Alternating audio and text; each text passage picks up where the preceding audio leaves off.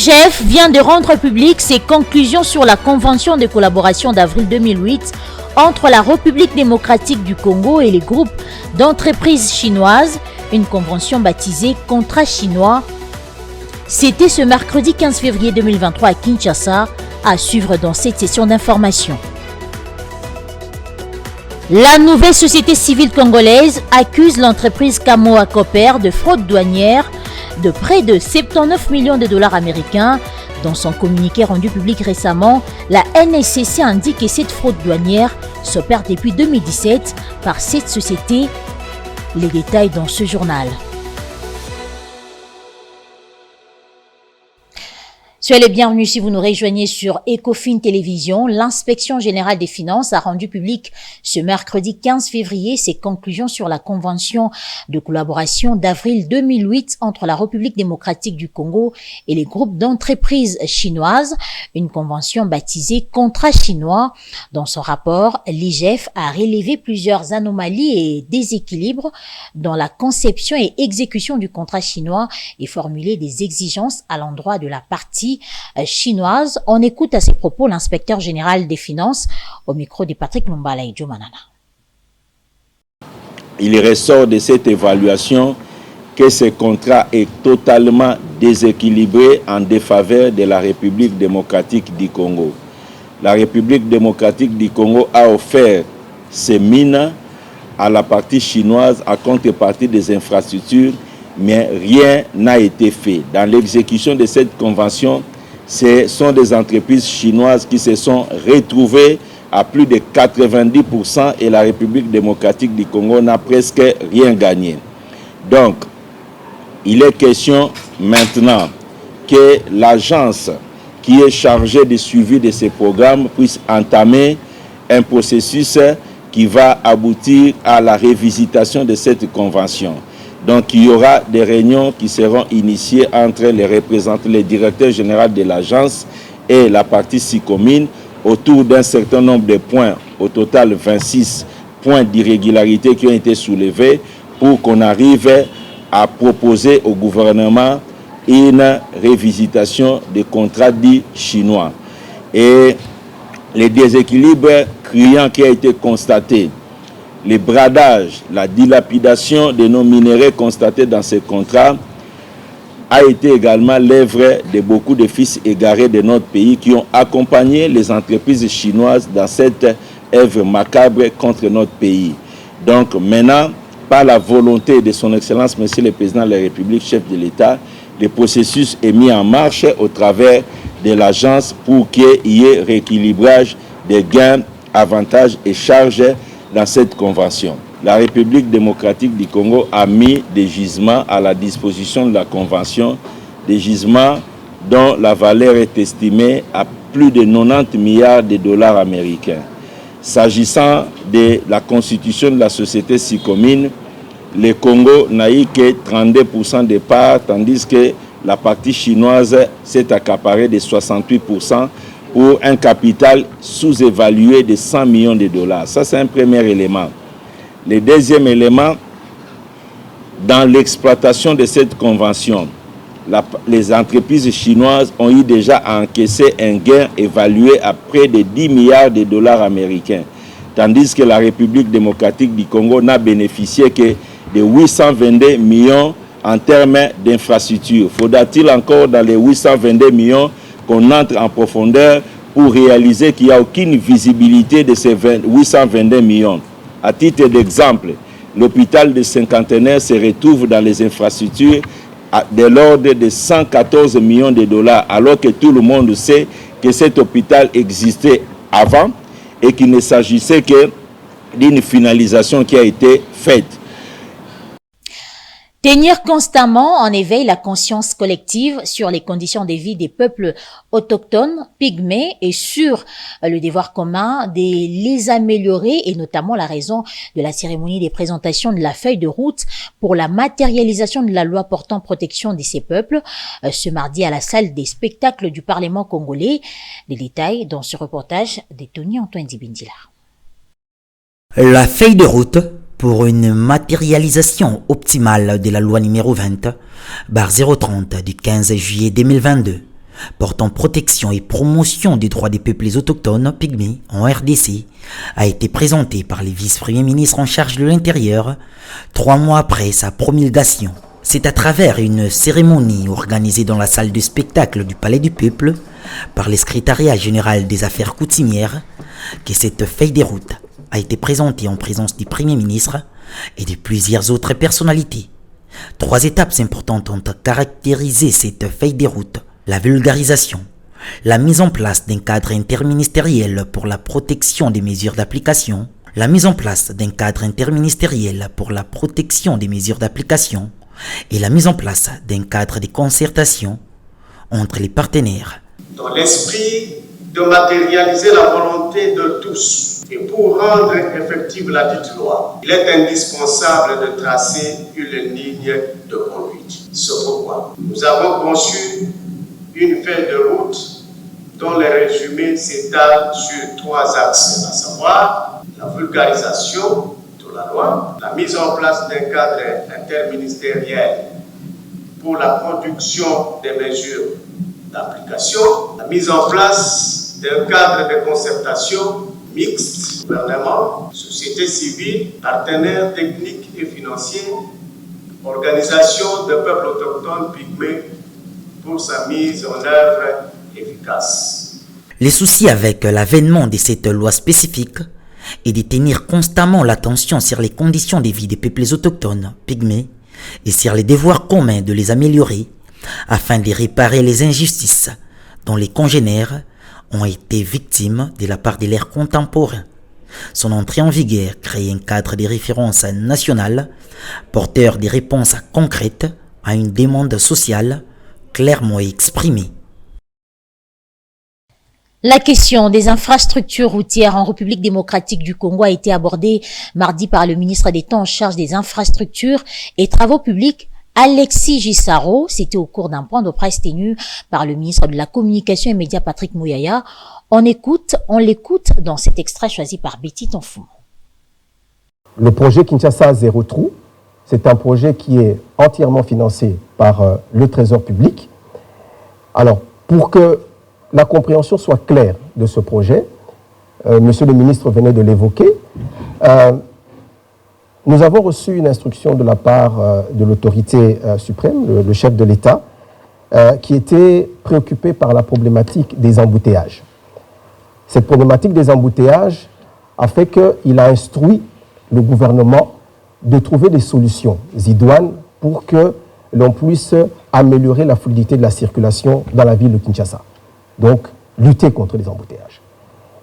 Et c'est ainsi que, autour du Premier ministre, une commission s'est mise en place avec tous les acteurs qui interviennent, les acteurs, bien sûr, gouvernementaux. Nous avons, dans un premier temps, commencé par identifier ces causes, et puis, chacun, dans son secteur, a un rôle à jouer. Aujourd'hui, on va essentiellement parler, bien sûr, du rôle du ministère des Infrastructures. Alors, parmi les causes identifiées, on s'était rendu compte que l'état de praticabilité de nos voiries dans Kinshasa posait problème.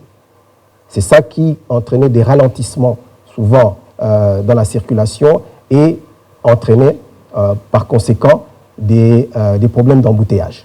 Bien sûr, avec l'accompagnement, comme je vous disais, de l'OVD, nous avons monté un projet où nous avons identifié les artères qui pouvaient servir de voies d'évacuation aux artères principales. Nous avons identifié différentes artères, et ces artères, dans la première phase, je parle bien de la première phase, et vous comprendrez pourquoi par la suite, dans cette première phase, nous avons identifié 42 artères. Bien sûr, c'est lié aux contraintes budgétaires que nous avons. Souvent, on dit que même une ville comme Paris n'a pas été construite en un seul jour. Donc, on ne peut pas réhabiliter toutes les infrastructures routières ou toutes les voiries de Kinshasa en une seule fois.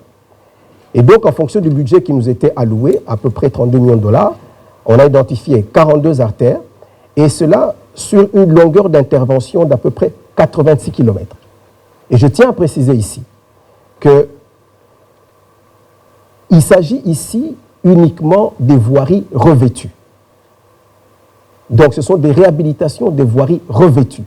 Il ne s'agit pas de la construction de nouvelles routes ou de nouvelles voiries.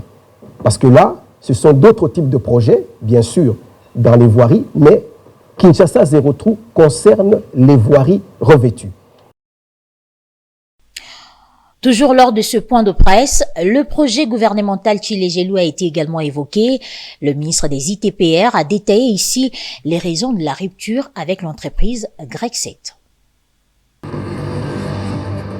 Abordons la question du programme pilote Tshilé-Gelou. Le ministre Guy Saro a déclaré que celui-ci concernait 40 km de la ville de Kinshasa et l'espace Kasaï, mais dans ces derniers cas, le contrat signé avec l'entreprise Grexet a été résilié pour cause. Au jour d'aujourd'hui, je pense que vous avez suivi l'information, nous avons résilié le contrat pour ce qui concerne l'espace Kasaï avec l'entreprise qui avait gagné le marché Grexet. Pour la simple raison que nous ne pouvons pas accepter que les délais contractuels qui étaient assignés à l'entreprise soient totalement et largement dépassés.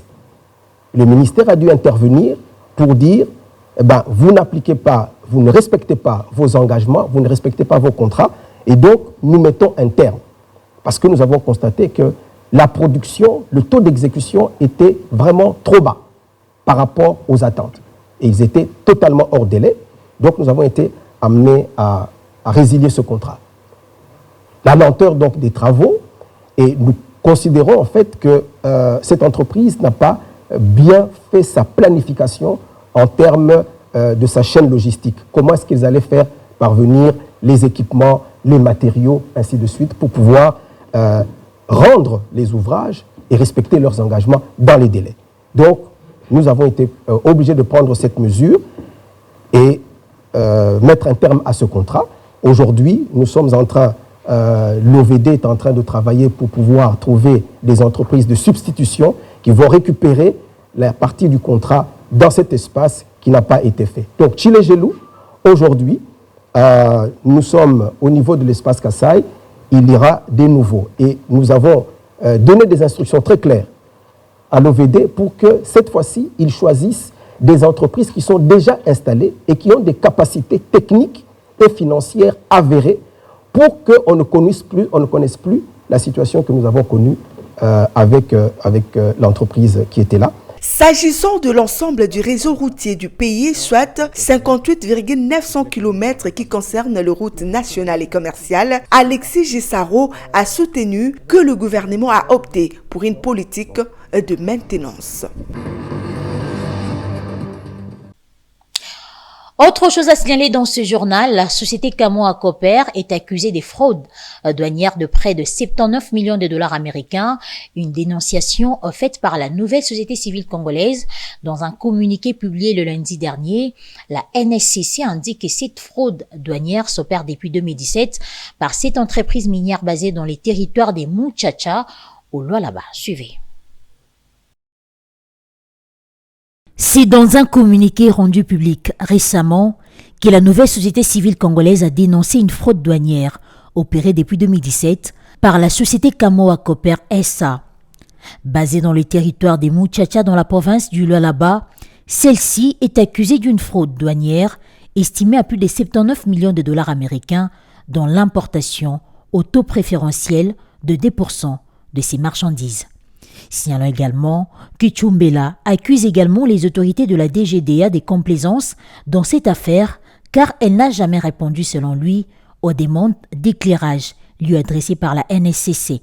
À en croire la nouvelle société civile congolaise, les faveurs douanières accordées à Kamoa Copper SA qui a obtenu ses 3 permis d'exploitation en août 2012 devaient prendre fin en août 2017 étant donné que ces faveurs ont une durée de 5 ans. Pour la NSCC, la fin de ce régime d'exception devrait intervenir le 19 août 2017. La date d'octroi de ces 3 permis d'exploitation aurait été falsifiée pour échapper au fisc, ce qui donne à Kamoa Copper SA la possibilité de continuer les déclarations à la douane au taux préférentiel de 2% jusqu'en octobre 2021, a fait savoir Jonas Tshoumbela. Pour faire la lumière sur cette affaire, La nouvelle société civile congolaise invite l'inspection générale des finances à ouvrir des enquêtes pour établir des responsabilités. Depuis peu, la ville de Kinshasa connaît l'opération coup de poing initiée par les autorités urbaines en vue d'assainir la capitale congolaise. À propos, certains experts estiment que l'État doit restituer l'argent aux propriétaires légaux des constructions détruites, d'autant plus qu'ils détiennent les documents livrés par l'État lui-même. Reportage de ce mercredi signé Claude Kungwe Sile Chamala, rendu par Fulgence Milay. Lancée depuis un temps, l'opération coup de poing n'épargne personne. La démolition des marchés pirates, des constructions anarchiques et autres sur la voie publique restent les combats qui dû mener l'hôtel des villes de Kinshasa. Pourtant, Tarzis Betofé, chercheur en droit, estime que cette opération a lieu d'être, mais il revient à l'État de restituer de l'argent à tous les propriétaires légaux des constructions détruites. Il y a des constructions anarchiques dans notre ville. On s'en plaint tous les jours. Ce n'est pas quelque chose de nouveau, on s'en plaint. Mais quand même, la manière de procéder laisse à réfléchir et on est partagé. Tantôt, on voudrait bien que l'ordre règne dans notre société, mais l'ordre n'est jamais rétabli par le désordre. Et nous estimons que ce qui s'est fait, l'intention est bonne, mais ça s'est fait dans le désordre. La Constitution parle de la sacralité de la propriété privée.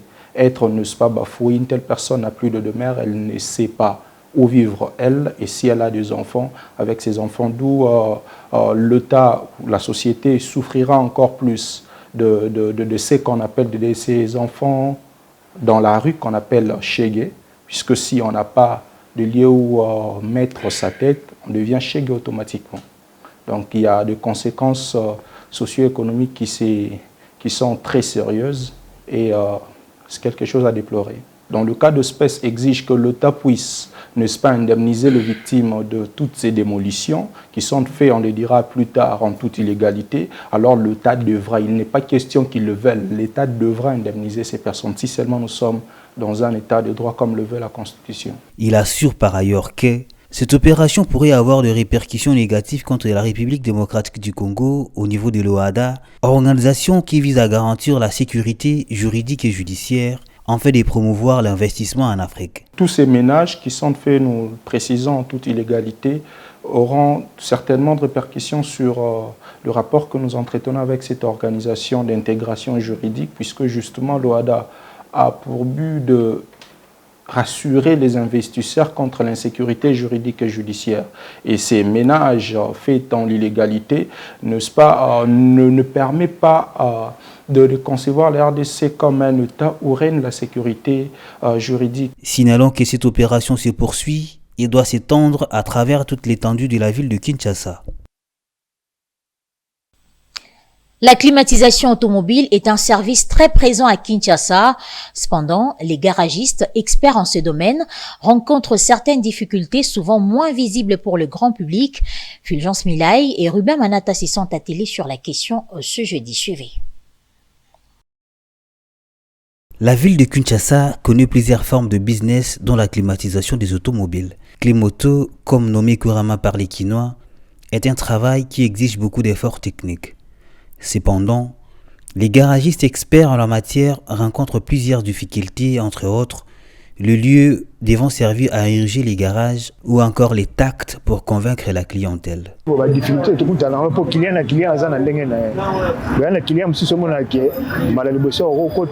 difficultés que nous rencontrons dans ce travail sont généralement celles liées aux exigences des clients qui d'ailleurs sont rares.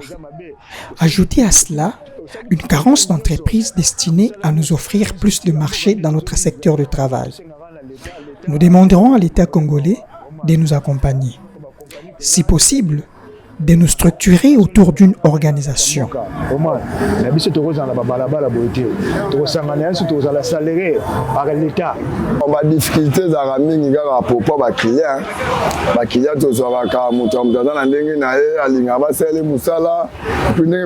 Les exigences des clients représentent un défi majeur à relever dans notre travail. Ils sont vraiment trop exigeants et de notre part, nous faisons tout pour les satisfaire. De ce fait, nous lançons un appel à l'État congolais de nous trouver un espace confortable de travail qui nous permettra de travailler sans problème.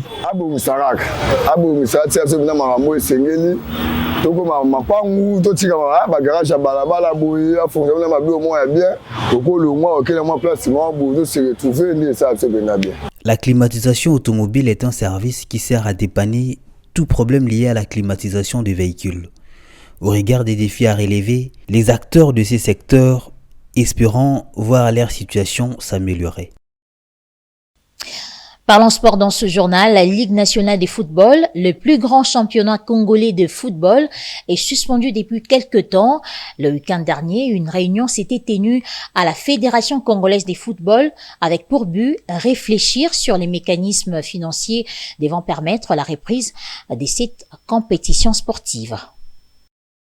Le siège de la Fédération congolaise de football association a servi de cadre pour cette rencontre tripartite qui a réuni plusieurs organisations. L'objet, la recherche de mécanismes financiers pour le championnat. Nous avons présenté les difficultés que le championnat connaît et nous en étions inquiets.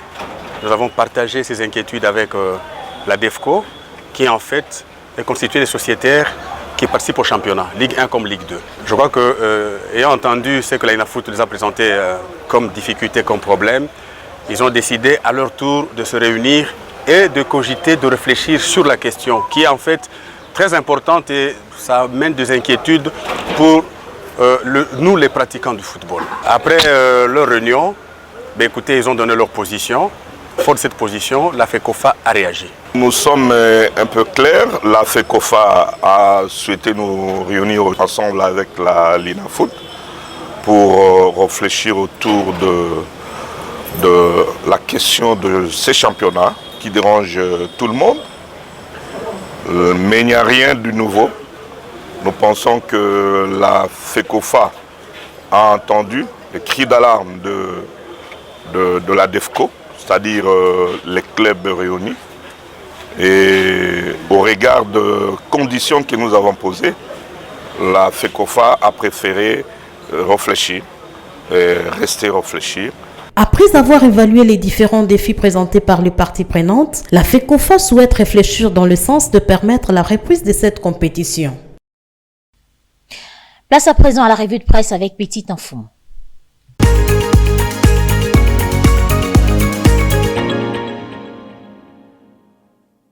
Bienvenue dans cette revue de presse économique sur Ecofin Télévision. Nous ouvrons le bal avec le tri hebdomadaire Econews qui titre à sa une SFI et Raobank s'associent pour améliorer l'accès au financement des entreprises en République démocratique du Congo.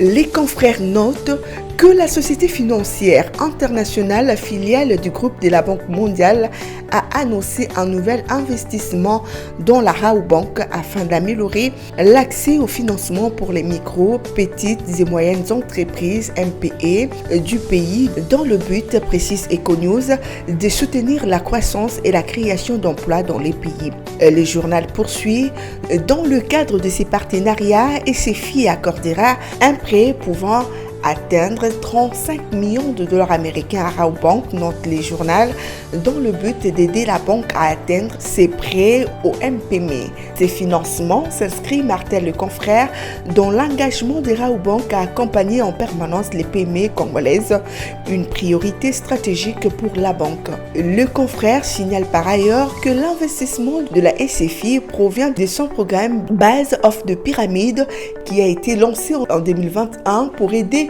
le prestataire de services financiers à fournir de financement aux petites entreprises à la suite de la pandémie de Covid-19 et que c'est depuis février que Raobank a été sélectionné. Conclut les journaux.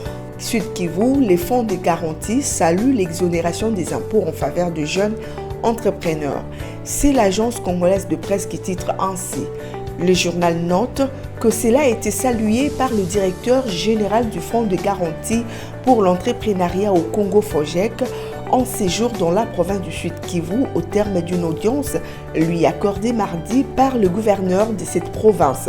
Le confrère précise que cette visite s'inscrivait dans le cadre de sa mission de travail dans cette partie du pays afin de lui remercier pour son arrêté portant exonération de taxes et impôts aux jeunes entrepreneurs de cette province, conclut l'agence congolaise de presse. Bukavu, paralysie des activités hier mardi à la suite de la journée ville morte. C'est le quotidien Forum des As qui titre ainsi. En effet, écrit les confrères, les activités ont été paralysées hier mardi 14 février à Bukavu au Sud Kivu, où la société civile a décrété une journée ville morte pour dénoncer la guerre dans le Nord Kivu. De ces faits, la plupart des écoles n'ont pas ouvert leurs portes. Quelques motos et voitures ont été observées sur quelques artères de la commune d'Ibanda. Le confrère précise que toutes les voies qui mènent vers le poste frontalier avec le Rwanda sont désertes. De jeunes de la commune de Kadutu ont érigé de barricades pour empêcher tout mouvement des engins roulants. D'autres manifestations ont fait les tours de la ville en chantant l'hymne national de la République démocratique du Congo avec des chansons hostiles au Rwanda. Ils ont par ailleurs déploré l'inaction de forces de l'EAC face aux rebelles du M23 soutenus par le Rwanda, conclut le journal. C'en est fini pour la revue de presse purement économique sur Ecofin Télévision. Merci à vous de votre attention soutenue.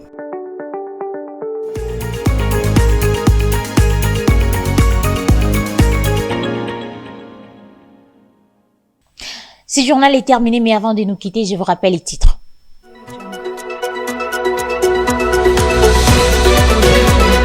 L'IGF vient de rendre publiques ses conclusions sur la convention de collaboration d'avril 2008 entre la République démocratique du Congo et les groupes d'entreprises chinoises. Une convention baptisée Contrat chinois. C'était ce mercredi 15 février 2023 à Kinshasa. Vous avez suivi les détails dans ce journal. Et puis la nouvelle société civile congolaise accuse l'entreprise Kamoa Copper de fraude douanière de près de 79 millions de dollars américains. Dans son communiqué rendu public récemment, la NCC indique que cette fraude douanière s'opère depuis 2017 par cette entreprise. Et voilà, c'est la fin de ce journal. Mesdames et messieurs, merci à vous de l'avoir suivi. Bonne suite de programme sur votre chaîne.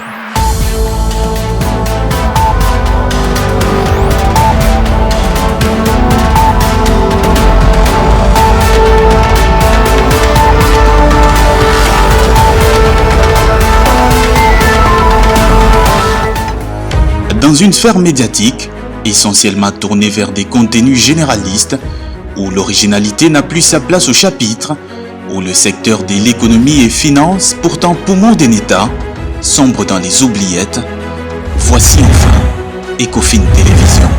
Économie et finance télévision, votre chaîne thématique essentiellement économique, vous offre un contenu original. Nous traitons des questions monétaires, commerciales, énergétiques, minières, pétrolières et environnementales. Notre créneau, vous proposer des informations, des analyses, des perspectives et prévisions économiques. Ecofin Télévision vous permet également de comprendre la coopération entre les États et les institutions, sans oublier l'épineuse question de la dette. Ecofin Télévision, tout savoir sur les investissements, les échanges commerciaux, la balance commerciale et la balance des paiements, le taux d'échange, l'état des lieux de la lutte contre les détournements des finances publiques, la coopération bilatérale ou multilatérale. Ecofin Télévision vous explique comment l'économie nationale est directement liée à l'économie mondiale. Notre particularité fait notre originalité. C'est pourquoi nous disons Ecofin Télévision, mieux que savoir sur l'économie et finances, comprendre.